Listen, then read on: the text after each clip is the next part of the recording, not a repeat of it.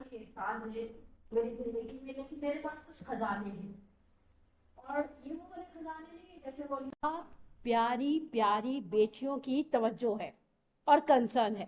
اور لٹرلی مجھے بہت ہی کمزرفی لگے گی کہ اگر میں آپ کے لیے 2 جملے نہ بولوں کہ مجھے آپ کے ساتھ اتنا پچھلی دفعہ سے زیادہ مزہ آیا. اس میں سب سے زیادہ بنیادی طور پر جو چیز قابل ستائش ہے، جس بات کی تعریف کی جانی چاہیے، جس بات کو اپریشیٹ کیا جانا چاہیے، وہ آپ کا کنسرن ہے. اور میں نے مزے کی بات ہے 2-3 جگہ پر کہا بھی، میں نے کہا یہ جو گرین آئی لینڈ کی بچیاں نہیں بڑی چیتا بچیاں ہیں، حالانکہ یہ میرا آپ کے ساتھ جو ٹائم سلاٹ ہے یہ روزے کا ٹائم ہے، اور باقی میں جہاں پر مختلف پلیٹ فارم سے جاری ہوں وہ میرا مغرب کے بعد کا ٹائم ہے.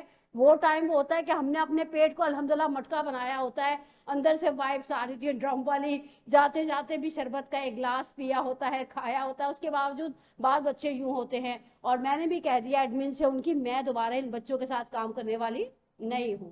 اور آپ لوگوں کی توجہ نے مجھے ایک حوصلہ دیا کہ میرے اندر بھی ایک خواہش ہوئی کہ میں آپ کو ایک اچھی اور آج کی آخری سٹوری سناؤں. اور بہرحال آپ لوگوں کی میں واقعاً اس بات پر کہ یہ ٹائم ایسا ہے کہ تھوڑا سا دل چاہتا ہے کہیں کوئی چپ کرے اور میں سو جاؤں، اور آپ سنتے ہیں. اچھا سنتے بھی ہیں، رسپانس بھی دیتے ہیں. میں نے تو آپ کو پہلے بھی کہا تھا دنیا کی سب سے بڑی گھڑی لوگوں کے چہرے ہوتے ہیں، اور سب سے پیارا اور جسے کہیں نا کریکٹ قسم کا کھلا فیڈ بیک جو ہے وہ فیس ایکسپریشنز ہوتے ہیں. آپ نے سنا محبت سے، اور آپ کی یہ محبت، آپ کی توجہ میرے لیے خدا کی طرف سے ایک احسان ہے، فضل ہے. میں یہاں پر آپ سب کے لیے دعا کروں گی، اور وہ دعا کروں گی جو میں اکثر و بیشتر دعائیہ کلمات کے بعد میں مختلف پلیٹ فارمز میں بھی آخر رمضان میں آؤں گی نا، جہاں پر کہیں ووٹ آف تھینکس کی بات آئے گی، تو یہ جملہ میں نے اپنے اساتذہ سے سنا کہ مولا سے کسی نے پوچھا اولاد کے لیے کیا مانگو، کہا مقدر مانگو. عقل والا اس کے دروازے پہ نوکر ہے، علم والا اس کے دروازے پہ نوکر ہے. تو میں بھی خداوند عالم سے کہوں گی کہ خدا آپ کے مقدر یاور فرمائے، اور آپ کے ستارے روشن رہیں، اور آپ مجھے زندگی میں، اگر میں زندہ رہ گیا آپ کے آگے تو بہت زندگی ہے انشاءاللہ. ہم کبھی زندگی کے کسی موڑ پہ ملے تو اسی طرح جیسے آپ سکول میں حشاش بشاش ہیں، خدا آپ کو حشاش بشاش، ہنستا کھیلتا، خوش و خرم رکھے. اب اپنی صحت، اپنی سلامتی اور اپنی لمبی پرسکون زندگی کے لیے ایک صلوات پڑھے محمد والے صلی علی محمد محمد وعجل فرجم. اور آج میں نے سوچا یا الہی صلی علی محمد وعجل فرجم.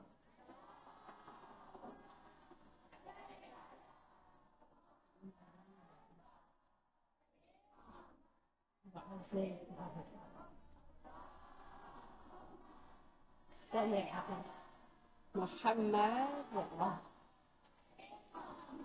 وعجل فرجم. اور اب میں نے آج آپ کے لیے جو داستان نکالی ہے وہ رسول خدا کی 63 سالہ، 63 سمجھتے ہیں 63، اوکے. رسول خدا بھی 63 ایئرز انہوں نے سروائیو کیا، زندہ رہے حیات ظاہری. پھر امیر المومنین بھی 63 سال زندہ رہے، کیونکہ مولا کائنات رسول کے 30 سال بعد پیدا ہوئے تھے، اور 30 سال بعد انہوں نے جام شہادت نوش کر لیا. اب یہ جو 63 سال کی زندگی ہے رسول خدا کی، 63 سال کی زندگی میں ایک دن ایسا ہے کہ چوتھے امام فرماتے ہیں رسول خدا کی زندگی کا دردناک ترین دن تھا. اوکے، آپ سوچیں گے دردناک داستان کیوں لے آئیں؟ اس دردناک داستان میں 2 عورتوں کی داستان ہے جن کا نام ایک جیسا ہے، لیکن جب یہ بھی ہم آپ دوسرے کے ساتھ کام شیئر کریں گے تو پتہ چلے گا ایک کا کام ادھر تھا اور ایک کا کام ادھر تھا. یہ احد کا دن ہے.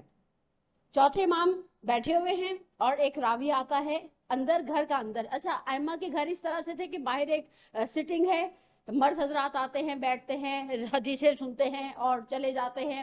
اور گھر کے اندر کا ایک حصہ ہے جہاں پر خواتین ہیں، بچے ہیں، کنیزیں ہیں، غلام ہیں، کھانے شانے پکتے ہیں، سب کچھ ہوتا ہے.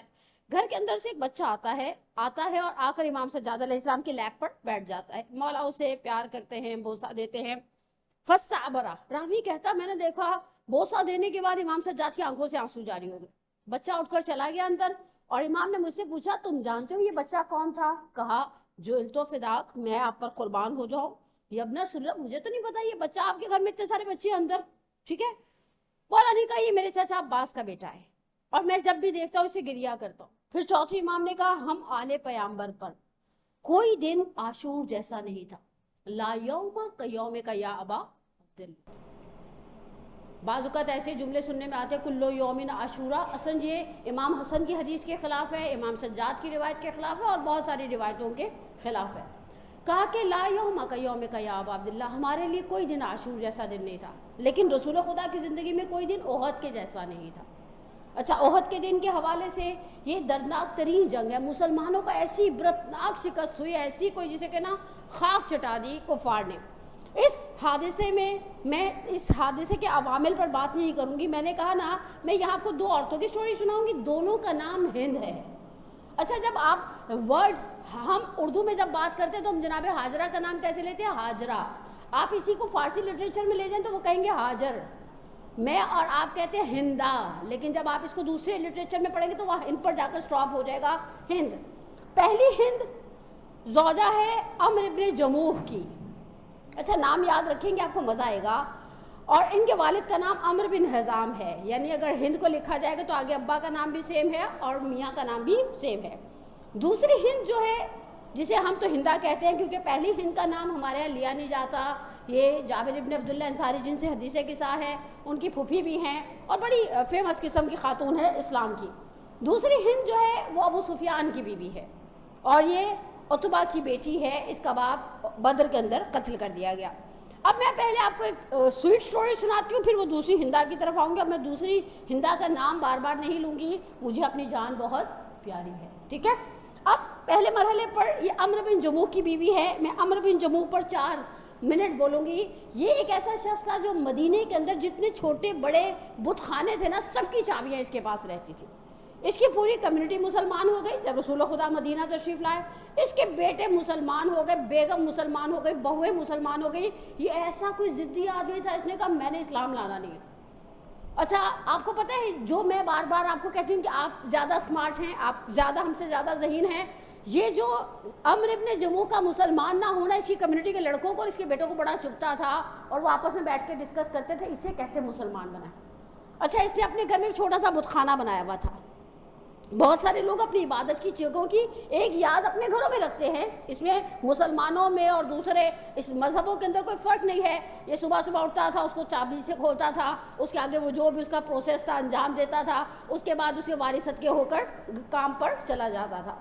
اس کے قبیلے کے لڑکوں نے اور اس کے بیٹے بھی اس کے ساتھ ملے ہوئے تھے. قبیلے کے لڑکے اکیلے اتنا بڑا کام نہیں کر سکتے تھے, کمیونٹی کے لڑکے ملے, اس کے بیٹے ملے, انہوں نے پلان کیا اور بیٹوں نے کمیونٹی کے لڑکوں کو راتوں رات چابی دے دی. وہ آئے اور اس کا وہ جو چھوٹا سا اپنا ذاتی خدا تھا نا, جس نے اسے بڑا سجا سوار کے عطر شطر لگا کے رکھا تھا, اس کو اٹھایا اس کے بت خانے سے اور جا کر مدینے کی ایک گندی نالی کے اندر پھینک دیا.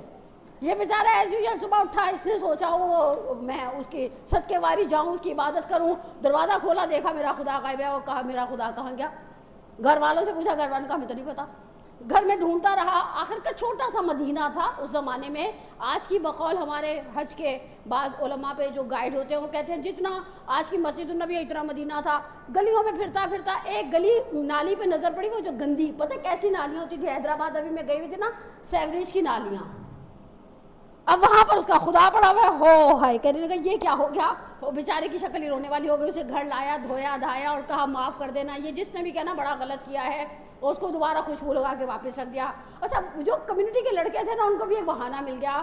وہ ہر تیسرے چوتھے دن اس کے ساتھ یہی کرتے تھے, اور یہ ہر تیسرے چوتھے دن بیچارہ نالیوں میں اپنا سو کالڈ خدا ڈھونڈتا تھا, گھر لاتا تھا, دھوتا تھا, ان لڑکوں کی طرف سے معافی مانگتا تھا اور اسے واپس تالا لگا دیتا تھا. اچھا, اس کو شک بھی نہیں پڑا میرے اپنے گھر کے بچے ان لڑکوں کے ساتھ ملے ہوئے.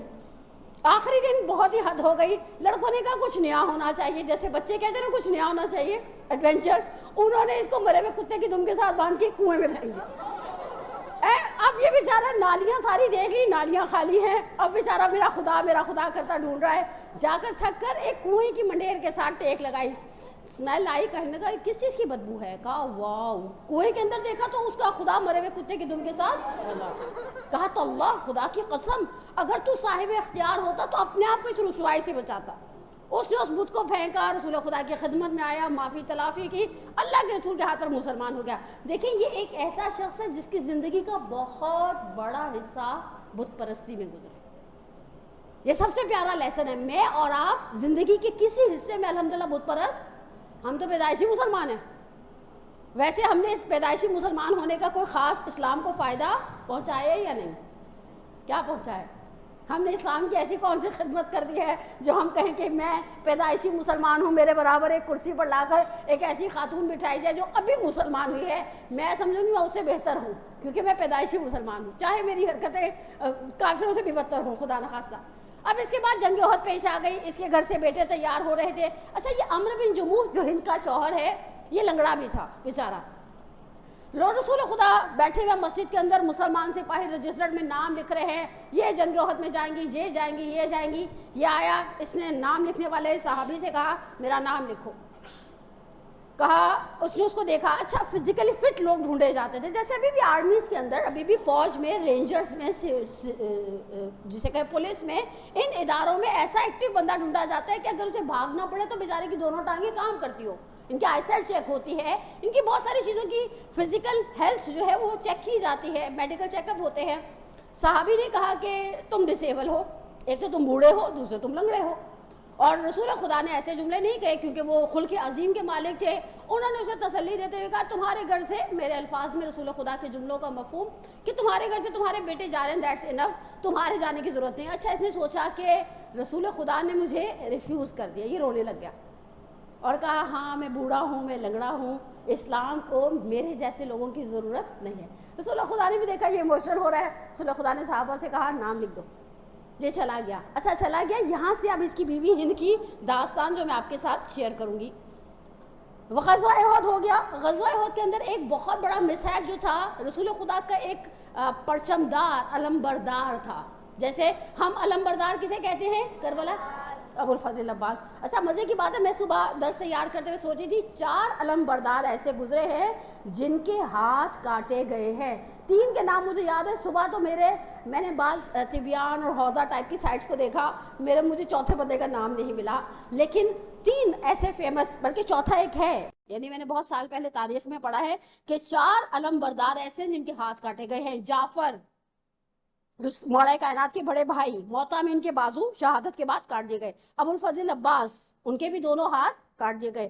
تیسرا نام مصعب بن عمیر کا ہے. اچھا, اس کی شکل میں بہت زیادہ رسول خدا کی ریزیمبلنس تھی. مصعب بن عمیر کی شکل میں اور رسول خدا کی شکل میں آپس میں کیا تھی؟ ریزیمبلنس تھی, شباہت تھی. جیسے ہی مصعب مارا گیا, پہلے مصعب کا ایک ہاتھ کاٹا گیا, مصعب نے اپنے پرچم کو سینے سے لگایا اور دوسرے ہاتھ سے حملہ کیا, پھر دوسرا ہاتھ کاٹا گیا اور مصعب خون آلود چہرے کے ساتھ زمین پر گرے. مسلمان سپاہیوں نے جب وہ خون آلود چہرہ دیکھا, پہلے ہی ریزیمبلنس تھی, دوسرے پھر جب وہ زمین پر گرا ہوا دیکھا تو وہ سمجھے رسول خدا شہید ہو گئے ہیں. اور وہاں پر ایک افواہ پھیل گئی, قتل محمد, قتل محمد, محمد مار دیے گئے ہیں, اور ایک اچھا خاصا میس کریٹ ہو گیا. اور جنگ احد کے اندر اس میچ کے علاوہ ایک بہت بڑا پرابلم تھا, اور احد کا بہت بڑا پیغام بھی ہے. رسول خدا نے کچھ لوگوں کو, پروردگار آپ کو اور مجھے بار بار احد کی گھاٹی دیکھنا نصیب کرے. اور احد جانا اس لیے بھی بہت ہمارے حساب سے نیسسری ہوتا ہے کہ جب ہم مکہ جاتے ہیں تو ہمارا مدینہ جائے بغیر دل خوش, اور حج کا اختتام بھی قبر پیغمبر کی زیارت ہے, ائمہ بقی ہے, جناب سیدہ کی قبر اس شہر میں ہے. اس کے بعد رسول خدا کا ایک جملہ ہمارے کانوں میں آتا ہے کہ جو میری قبر پر آئے اور حمزہ کی قبر پر نہ جائے اس نے مجھ پر ظلم کیا. تو ہم شرما شرمی پہلا کام کرتے ہیں مدینے جانے کے بعد قبر رسول کی زیارت, جہاں تک جا سکتے ہیں ائمہ بقی کی زیارت, سب کرنے کے بعد پہلا کام کرتے ہیں ہم جاتے ہیں شہدائے احد کی قبور کی زیارت کے لیے. اب یہاں پر جو شہدائے احد کی قبور ہے اس کے سامنے غزوہ ایک چھوٹا سا پہاڑی سا ہے, اسے احد کا نام دیا جاتا ہے. وہاں رسول خدا نے جن لوگوں کو کھڑا کیا تھا ان سے یہ خواہش کی تھی کچھ بھی ہو جائے, میرے الفاظ میں دنیا ادھر کی ادھر ہو جائے, تم نے یہ جگہ نہیں چھوڑ دی. لیکن ان میں سے کچھ لوگوں کا ایمان بڑا کمزور تھا. جب انہوں نے دیکھا کہ کافروں کو شکست ہو گئی ہے, وہ اوور کانفیڈنٹ ہو گئے. اوور کانفیڈنٹ ہونے کا نتیجہ یہ ہوا انہوں نے احد کی گھاٹی کو چھوڑ دیا, بھاگتے ہوئے کافر واپس آ گئے. اور پھر انہوں نے جو مسلمانوں کے ساتھ کیا ہے, جو کیا ہے, آپ کی سوچ ہوگی. احد کا سب سے برا نتیجہ یہ تھا کہ کافروں نے مسلمانوں کو شہید کیا, ایک ان کی لاشوں کا مسلح کیا, میم سے لام تائے تانیس, مسلح جیسے حملہ لکھتے ہیں نا, یہ دیکھیں ذرا، اب میں ڈکٹیشن دینا بھی سیکھ جاؤں گی. کل رات کو میں پرسوں رات کو میں مرضی اکیڈمی کلاس میں تھی، کسی نے کہا یہ کیسے لکھتے ہیں، وہاں وائٹ بورڈ تھا، میں نے ان کو لکھ کے دکھا دیا. میں نے کہا یہی کسر رہ گئی ہے، پہلے میں اردو ڈھونڈتی رہتی تھی، اب سوچوں لکھواؤں تو کیسے لکھواؤں. مسئلہ کہتے ہیں ناک کاٹ دینا، ہونٹ کاٹ دینا، خنجر سے آنکھیں نکال دینا. کوئی زیادہ ہی ظالم ہوتا تھا کان بھی کاٹ دیتا تھا. ٹھیک ہے، مسئلہ کر دینا. اگر آپ نیوز پیپر والی زبان استعمال کریں تو لاش ناقابل شناخت ہو جائے.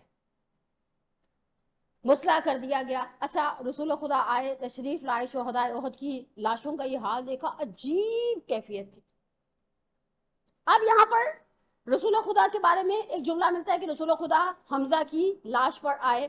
حمزہ کی لاش پر تشریف لانے کے بعد رسول خدا کے کچھ جملے ہیں کہ کہا کہ جو فیلنگز میری، کیونکہ حمزہ رسول خدا کے چچا تھے ایک، یہ دونوں آپس میں رضائی بھائی تھے، رضائی بھائی دودھ شریک بھائی دو، یہ دونوں آپس میں ہمزول تھے تین. اور حمزہ کے ساتھ رسول خدا کی بہت سٹرونگ ایسوسیشن تھی. دیکھیں رسول خدا کے پاس ماں باپ نہیں تھے، بہن بھائی بولے ابھی تو میں نے آپ کی تعریف کی اور آپ ایسے کریں گے، نہیں تھے. اب وہ جو اچھا ایج فیلو بھی تھے. آپ سوچیں نا، دونوں دو شریک بھائی ہیں تو بہت زیادہ ایج ڈفرنس نہیں تھا جناب حمزہ میں اور رسول خدا میں. پیار بھی بہت تھا رسول خدا کو حمزہ علیہ السلام سے. رسول خدا نے سید الشہداء کا لقب دیا تھا جنگ احد میں. آئے ان کی لاش پر کھڑے ہوئے. اچھا، حمزہ بہت ٹال ہائٹڈ تھے. خود رسول خدا قدراز سے روایتیں کہتی ہیں، میں یہ کتاب بڑی پیاری ہے، فرازہ زندگانی پیغمبر اسلام، یہ ایک زمانے میں حوزے کے نصاب میں شامل تھی. کہتے ہیں جب کہیں بیٹھے ہوتے نا کسی گیٹ ٹوگیدر میں، دور سے پہچانا جاتا تھا وہ ہے محمد، کیونکہ وہ مردوں کے درمیان بھی قد بلند تھے، لیکن حمزہ ان سے بھی زیادہ ٹال ہائٹڈ تھے. اور پھر جب وہاں پر حمزہ کی لاش پر رسول خدا کھڑے ہوئے اور رسول خدا نے دیکھا کہ حمزہ کی لاش کی ایسی بدترین بے حرمتی کی گئی ہے، تو رسول خدا نے گریہ کیا. اتنی دیر میں ان کی بہن، حمزہ کی بہن صفیہ آئیں، رسول خدا نے اپنی عبا سے ڈھانپ دیا، اور بڑا ایک الگ سے مرحلہ ہے. لیکن بہرحال ان شہداء احد کے اندر پہلا نام جو ہند کا ہے، ہند کا کارنامہ بیان کروں. ہند آئیں میدان احد میں، ان کے پاس ایک اونٹ سا موٹا تازہ، اس کے اوپر انہوں نے 3 لاشیں ڈالی. ایک لاش ان کے شوہر کی تھی، ایک ان کے بیٹے کی تھی، اور ایک ان کے بھائی کی تھی. اور جب یہ اونٹ پر لاشیں ڈال کر مدینے کی طرف آ رہی تھی تو انہوں نے دیکھا کہ اونٹ چل ہی نہیں رہا، نوابزادہ تھوڑا رینگ رہا ہے، گھسیٹ رہی ہوں، آگے چل رہا ہے. امہات المومنین کو مدینے میں پتہ چل گیا تھا کہ رسول خدا شہید کر دیے گئے ہیں. وہ بھاگم بھاگ احد پہنچ رہی تھی. انہوں نے کسی سے پوچھا کہ امہات المومنین نے پوچھا کہ کیا حال ہے احد کا؟ کہا رسول خدا زندہ ہے. کہا تمہاری اس اونٹ پر کیا ہے؟ کہا میرے گھر کی 3 لاشیں ہیں. کہا کس کی لاشیں ہیں؟ کہا میرے باپ کی ہے، میرے بھائی کی ہے، شوہر کی ہے اور بیٹے کی ہے. اور یہ اونٹ آگے نہیں چل رہا، پتہ نہیں کیا ہے. کہا ہے اونٹ کے اوپر وزن زیادہ ہے. کہا ایسے کیسے وزن زیادہ ہے؟ جب میں اس کو احد کی طرف کرتی ہوں تو دوڑتا ہوا جاتا ہے، مدینے کی طرف کرتی ہوں تو یہ آہستہ آہستہ ہڈھرام اونٹوں کی طرح چلتا ہے. کہا تو چلو رسول خدا تو زندہ ہے، تم نے کہا انہی سے جا کر پوچھتے ہیں کہ یہ اونٹ مدینے کی طرف کیوں نہیں جا رہا. ہند اپنے اس اونٹ کو، جس کے اوپر انہوں نے اپنے ہاتھوں سے 3 مردوں کی لاشیں رکھی ہوئی تھی، لے کر رسول خدا کی خدمت میں پہنچی. رسول خدا نے پوچھا کس کی لاش ہے؟ کہا ایسے عمر کی ہے، میرے بیٹے کی ہے، میرے بھائی کی ہے. کہا عمر کے آخری جملے کیا تھے؟ وہ جو شخص لنگڑا تھا اور جو ساری زندگی مدینے کے بت پرستوں، بت خانوں کی خدمت کرتا رہا، آپ سوچے جب مسلمان ہوا تو کیسا مسلمان ہوا؟ کہا صحن میں آیا، ایک نظر اس نے اپنے لنگڑے پیر پر ڈالی اور ایک نظر ان جوان بیٹوں پر ڈالی جو جہاد کے لیے بہت موزوں اور بڑے پرفیکٹ تھے. کہا ہاتھوں کو اٹھا کر کہا اللہم لا تردنی علی اہلی، میں اپنے گھر والوں پر واپس نہیں آنا چاہتا. کہا خدا نے اس کی دعا کو قبول کر لیا، تم اسے احد میں دفناؤ، اور احد میں قبر ہے. دیکھیں یہ ایک عورت کا اسلام ہے. یعنی ایسے ریویژن جب کرتی ہوں تو میں صرف سوچ رہی تھی یہ 3 لاشیں ایسے جن میں سے ایک لاش کسی بھی عورت کو دنوں رونے تک مجبور کر سکتی. 6 برسد ان کو اٹھا کر اونٹ پر ڈالا جائے، 6 برسد ان کی تدفین دیکھی جائے. اب دوسرا نام ہند. اب میں نے اس کا دوبارہ نام نہیں لینا، مجھے اپنا صبح موڈ خراب نہیں کرنا. ہم انہیں بڑے پیار سے زیارت عاشورہ میں کہتے ہیں عاقلۃ الاکباد، کلیجہ کھانے والی. ٹھیک ہے، معاملہ حل ہو گیا. اچھا، اس کے باپ اتبا کو حمزہ نے بدر کے اندر شہید کر دیا تھا. اس کے پاس ایک غلام تھا وحشی، ایک دم وہ نیگرو ہوتے ہیں نا وہ والا. اس نے اسے کہا 3 میں سے ایک کا سر کاٹ لاؤ، ایک کو مار دو، میں تمہیں آزاد کر دوں گی. اس نے کہا کون سے 3؟ کہا پہلے محمد. کہا نہیں بھائی، ان کو تو ہر طرف سے ان کے کمپینینز گھیر کے رکھتے ہیں. کہا علی لڑتے ہوئے چوکنے رہتے ہیں، ایسا نہیں کہ میں آرام سے علی کو مار کر تمہارے سرانے لاؤں اور کہوں یہ علی کی لاش ہے. کہا حمزہ لڑتے ہوئے جذباتی ہو جاتے ہیں. جذباتی لوگوں کے کچھ پرابلمز ہوتے ہیں نا، وہ پھر آگے پیچھے نہیں دیکھتے. اور اس نے ایسا ایک جسے کہ نا اپنے آپ کو صفوں میں ڈال کر، یہ چونکہ حبشی تھا، نیگرو تھا، بیسیکلی افریقہ سے اس کا تعلق تھا، غلام بنا کر لایا گیا تھا، اس نے حمزہ کے جسم کے نچلے حصے میں ایسا نیزہ پھینکا کہ وہ پیچھے سے نکل گیا اور حمزہ دڑام سے گر گئے. اس کے بعد اس نے یہ صاحبہ آئیں حمزہ کی لاش پر، انہوں نے وحشی سے کہا خنجر دو. دیکھیں وہاں پر بھی دل کی مضبوطی ہے. میں جناب ہند، وہ جابر بن عبداللہ کی پھوپھی بھی تھی اور بہرحال ان کا بڑا مقام تھا، میں سوچوں ان کا دل بھی بڑا مضبوط تھا. اس طرح سے 3 لاشوں کو دیکھنا اور اٹھانا اور کیری کرنا. اس عورت کا دل صفاقی کی حد تک بے حس تھا. اس نے خنجر سے جناب حمزہ کا یہ حصہ چاک کیا سمجھتے؟ آپ نے کبھی مرغی ذبح ہوتے ہوئے دیکھی ہے؟ اور بکرا عید میں بکرا دیکھا ہے؟ بکرے تو دیکھے ہوں گے نا، اوپر سے بچے لٹک کے ٹیرس سے دیکھ رہے ہوتے ہیں، پارکنگ میں ذبح ہو رہے ہوتے ہیں، دیکھ رہے ہوتے ہیں. کہا اچھا اس نے اس میں سے کلیجہ نکال بھی لیا. عجیب تھی. اب میں کیا کہوں، میں کچھ نہیں کہنا چاہتی، آپ خود ہی سمجھ جائے. اس میں سے کلیجہ نکال کے چیو کرنا چاہا، لیکن خدا کے حکم سے وہ کلیجہ پتھر کی طرح سخت ہو گیا، چیو نہیں کر پائی. اب یہاں پر سنیے کہ اس نے کیا کیا. اس نے اس خنجر سے جو وحشی کے ہاتھ میں تھا حمزہ کی آنکھیں نکالی، ناک کاٹی، ہونٹ کاٹے، کان کاٹے. دل کی تسلی پھر بھی نہیں ہوئی. اس نے حمزہ کے پیروں کی انگلیاں کاٹی، انگوٹھا کاٹا، ان کو دھاگے میں پرو کے گردن بند بنایا.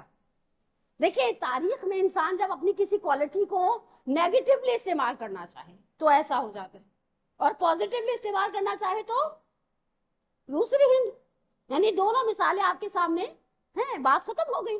ٹھیک ہے. اب یہاں پر اور اچھا یہاں پر اس نے بات ختم نہیں کی، اس کی بڑی عجیب و غریب، اس کا یہ جو ابو سفیان کی زوجہ ہے، جو معاویہ کی ماں ہے، یزید کی دادی ہے، آپ اطراف والے رشتوں سے اندازہ لگا لیں کس قبیلے کی خاتون ہے.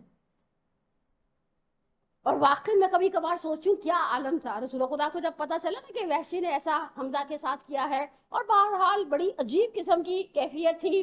حتیٰ اس کا شوہر ابو سفیان جو اتنا پڑھے درجے کا کافر تھا، اور جسے کہ بعد میں جو مسلمان بھی ہوئے تو آزاد کردہ جبنت طلقہ کہا ہے جناب زینب نے اس کے پوتے کو دربار یزید میں.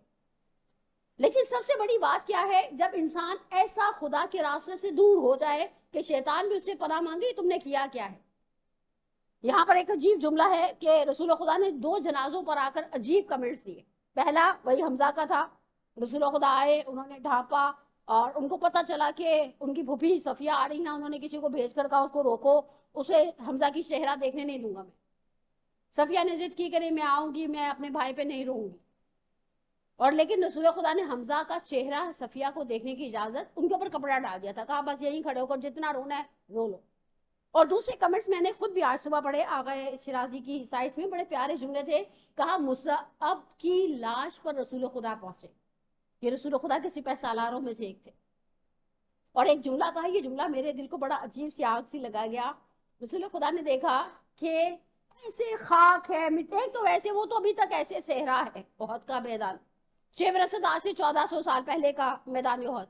رسول خدا نے دیکھا ایسا ایسا خاک اڑ رہی ہے. اچھا ریگستان کی ریت اڑتی رہتی ہے اور چپک جاتی ہے، اور اسپیشلی جس کا خون بہ رہا ہو، جم چکا ہو، اس کے اوپر اور چپک کے عجیب میس سا کریٹ ہو جاتا ہے. رسول خدا مصعب کی لاش پر کھڑے ہوئے اور انہوں نے فرمایا ایک وہ وقت تھا، میں اپنے الفاظ میں ترجمہ کر رہی ہوں، ایک وہ وقت تھا کہ مکے میں جیسا لباس تم پہنتے تھے پورے مکے میں کسی کے پاس ویسا لباس نہیں ہوتا، اور آج یہ حال ہے تمہارے خون آلود سر کو کپڑے میں لپیٹ دیا گیا. اور بہرحال بہت ساری عبرتیں ہیں جنگ احد کی، رسول خدا کی زندگی کے دردناک ترین دن کی. لیکن سب سے بڑی عبرت، اور میں دعائیہ کلمات میں چلی جاؤں، وہ یہ کہ جو مقام، جو ذمہ داریاں دین نے آپ کو اور مجھے دی ہیں، ان سے ہاتھ جب مسلمان اٹھاتے ہیں تو صرف تباہی آتی ہے. یعنی احد کی جنگ اچھی خاصی جیت گئے تھے، جہاں کھڑا کیا تھا کھڑے رہتے نہیں کھڑے رہے. امیر المومنین کو احد کے اندر ایک ایسی ضربت لگی تھی شدید قسم کی، پورا 1 سال مولا مرہم پٹی کرواتے رہے. حالانکہ مولا نے زرہ پہنی ہوئی تھی، لیکن شانے کی ضربت اتنی تکلیف دے تھی. اور ضربتوں کی اتنی تعداد کثیر تھی، کیونکہ مولا نے پھر آخر میں آ کر رسول خدا کو پروٹیکٹ کرنے کے لیے 7 لوگ تھے جنہوں نے اپنے آپ کو سیلف یعنی رسول خدا کی پروٹیکشن کے طور پر اپنے آپ کو رسول خدا کے اطراف میں رکھا، اور بہت سارے نیزوں کو، بہت ساری تلواروں کی ضربتوں کو سہا۔ جب رسول خدا نے نصیبہ جو کیئر ٹیکر تھی بیسیکلی مولا کائنات کی، ان سے پوچھا کہ علی کا حال کیا ہے، تو نصیبہ نے کہا یا رسول اللہ میں کیا کہوں، ایک زخم بند کرواتی ہوں دوسرا کھل جاتا ہے، زخم دوسرے زخم کے قریب ہے، اور میں نے کہا نا شانے کا زخم تو پورا 1 سال مولا اس کو بینڈیج کرواتے رہے، اتنی سیویئر قسم کی اس کے اوپر جسے کہنا ضربت لگی تھی، اور وہ بڑی تکلیف دہ کیفیت تھی رسول خدا کے لیے۔ رسول خدا مدینہ واپس آئے، جناب سیدہ بہت ہی غمزدہ تھی، انہیں پتا چل گیا تھا کہ الحمدللہ پدر بزرگوار زندہ ہیں، لیکن مولا نے دیکھا کہ رسول خدا کا دندان مبارک شہید ہو گیا تھا، منہ پر ضربت لگی تھی، خون بہت بہ رہا تھا۔ مولا نے اور بی بی نے مل کر منہ کے زخم دھونا شروع کیے، زخم میں سے خون پھر نہیں رکا۔ سیدہ کونین جو بھی تازہ ان کی شادی ہوئی تھی، انہوں نے ایک چٹائی کو جلایا، یہ چٹائی کون سی تھی مجھے خود نہیں پتا، اسے جلایا، اور اس کی وہ جو راکھ تھی نا اس کو زخم پر بھرتی رہی تاکہ خون نکلنا۔ ہر زمانے کے اندر بالآخر خون کو روکنے کے بہت سارے پروسیس ہوتے ہیں، ابھی بھی ڈاکٹرز کے پاس دسیوں چیزیں ہوتی ہیں جس کی وجہ سے خون روک دیا جاتا ہے۔ رسول خدا کی مرہم پٹی ہوتی رہی، لیکن ہم مسلمان جب بھی اوور کانفیڈنٹ ہوتے ہیں اس وقت ہمارے لیے بڑی مصیبتیں کھڑی ہو جاتی ہیں۔ اور میں آخری مثال دوں، اب آپ سوچیں گے اب تو جنگوں کا زمانہ ہی نہیں ہے، گارنٹی کیسی باتیں کر رہی ہیں۔ جب بھی ہم پر کوئی وقت ہوتا ہے، میں نے محسوس کیا ہم ہر وقت ابابیلوں کا انتظار کرتے رہتے۔ میرا آپ سب سے سوال ہے، آپ میں سے جن کو تھوڑا بہت انٹرسٹ ہے تاریخ اسلام سے یا تاریخ سے کسی بھی واقعات سے، ہمیشہ خدا کا ابابیلیں بھیجنے کا مزاج نہیں رہتا۔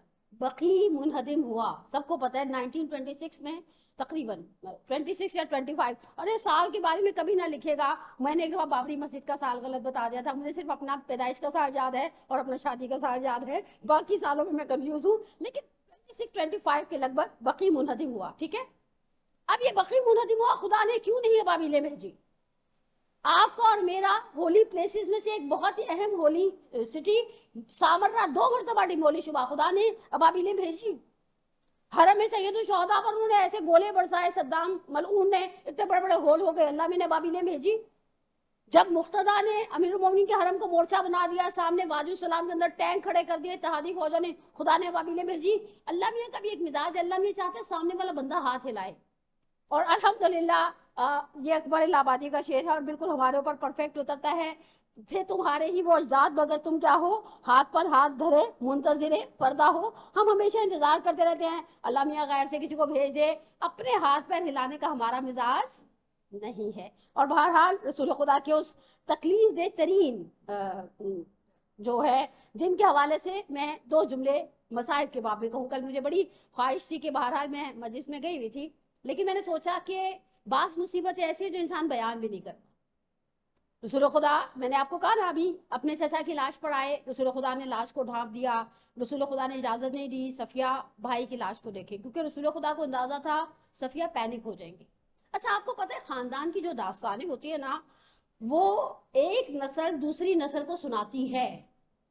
مثال کے طور پر آپ تو بہت چھوٹی ہیں، بس مجھے یاد ہے میں اپنی دادی سے کبھی کبھی پارٹیشن کی داستان وہ ہمیں سناتی تھی، کیونکہ میرا ہوم لینڈ جو گاؤں ہے وہ بالکل بارڈر پر ہے، تو وہ کہا کرتی تھی ایسے ہو جاتا تھا، ایسے ہوتا تھا، رات کو وہ جو ہے وہ ہم بالکل لائٹیں بند کر دیا کرتے تھے، بلیک آؤٹ کر دیا کرتے تھے۔ انسان خاندان کی داستانیں ہمیشہ سنتا ہے۔ یقینی سی بات ہے جو کچھ احد میں گزرا، یہ بات رسول خدا کے بعد جناب سیدہ کو پتا تھی، جناب سیدہ کے ذریعے ان کے بچوں کو پتا تھی۔ اور بڑا عجیب سا جملہ ہے، جب جناب زینب اپنے بھائی کی لاش پر آئی ہیں، بہت واقعاً یعنی میرے الفاظ نہیں ہیں میرے پاس، میں کس طرح سے بیان کروں۔ نارملی ایسا ہوتا ہے اس طرح کے سرکمسٹانسز میں، بیٹیاں پہلے مرحلے پر تکلیف میں نارملی ان کا مزاج ہوتا ہے، جتنی بھی وہ ابا کے سر چڑھی کیوں نہ ہو، تکلیف میں اولاد ماں کو سب سے پہلے یاد کرتی۔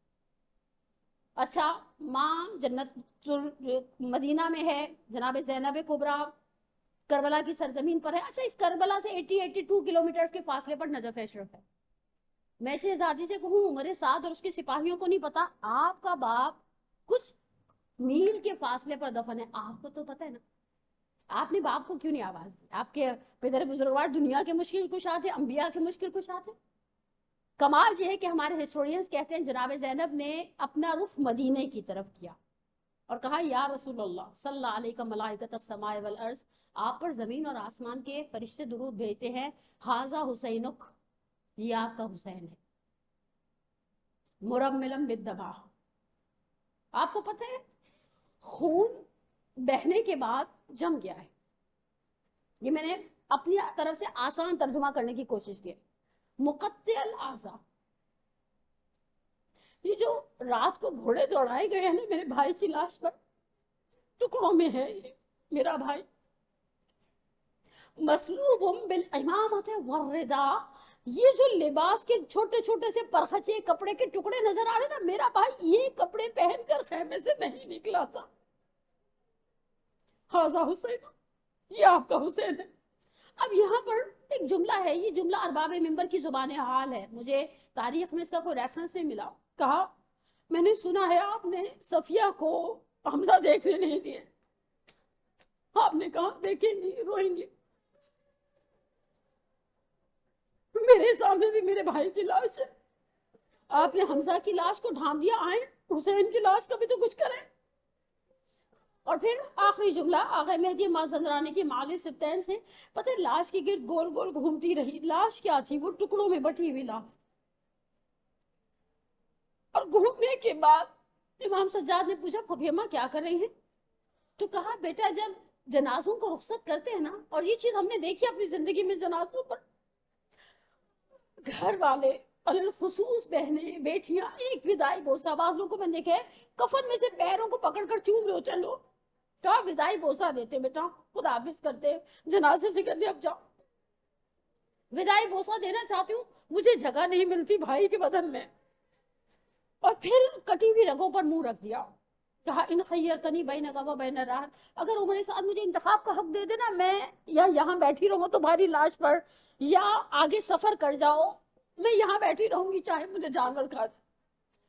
اور بہرحال جناب زینب کا بڑا امتحان تھا، اور پروردگار بحق محمد و محمد اس ماہ مبارک کے صدقے میں، کل کی مرحومہ جناب خدیجہ الکبریٰ کے صدقے میں ہمارے پاس سب سے بڑی حاجت ایک ہے، اللہم اجل ولیک الفرج، پروردگار ہمارے ولی کے ظہور میں تعجیل فرما، ہمارے گناہ کبیرہ صغیرہ کو معاف فرما، پروردگار بحق محمد و محمد ہم سب کا خاتمہ بالایمان فرما، اس ماہ مبارک رمضان کو ہمارا آخری ماہ مبارک رمضان قرار نہ دے. پروردگار بحق محمد و محمد اس ماہ مبارک کے صدقے میں آج جمعہ کا بابرکت دن ہے، امام زمانہ کا دن ہے، ان کے صدقے میں ہمارے بیماروں کو شفا عاجلہ و کاملہ عطا فرما، ہمارے پریشان حالوں کی پریشانی کو دور فرما، ہمارے مقروضوں کے قرض کو غیب سے ادا کر دے، ہمیں ہمارے والدین کے لیے، ہمارے بچوں کو ہمارے لیے باقیات الصالحات میں سے قرار دے. اور ایک دعا بڑی پیاری ہے، چھوٹی سی ہے لیکن بڑی پیاری سی ہے. آپ کے گھر میں چھوٹا اگر کوئی بہن بھائی ہے، جب وہ میس کر دیتا ہے تو کس کے پاس جاتا ہے کہ اس میس کو سمیٹا جائے؟ ماں کے پاس. نارملی شربت گرا دیا ہے، ماما ممی اماں آوازیں پڑی ہوتی ہیں. ایک بڑا پیارا سا جملہ ہے، یا دعا ابو حمزہ شمالی کا ہے یا دعا افتتاح کا ہے، اللہم اصلح ما فسد منی، جو کچھ میں نے میس کر دیا نا اس سب کی تو اصلاح فرما. اور پروردگار ہم اپنی زندگی میں بہت سارے میس کر دیتے ہیں، جان بوجھ کے بھی کرتے ہیں، سہون بھی کرتے ہیں. جو کچھ مجھ سے، میری بچیوں سے، ہماری بہنوں سے جو ہم سے فاسد ہو جاتا ہے، جو ہم سے میس ہو جاتا ہے، جو ہم سے تباہیاں ہو جاتی ہیں، پروردگارہ اپنی قدرت کاملہ کے ذریعے اس کی اصلاح فرما، آپ کو اور دنیا اور آخرت کے ہر امتحان میں سنہری کامیابی عنایت فرما، آپ کو خاندانوں کے لیے ہمیشہ سرفرازی کا سبب قرار دے. پروردگار آپ کی تمام جائز دلی حاجات کو پورا فرمائے، آپ کو بن مانگی نعمتوں سے مالا مال کرے. آپ جتنی تو آپ میٹھی ہیں اتنی ہی میٹھی صلوات پڑھے محمد والے.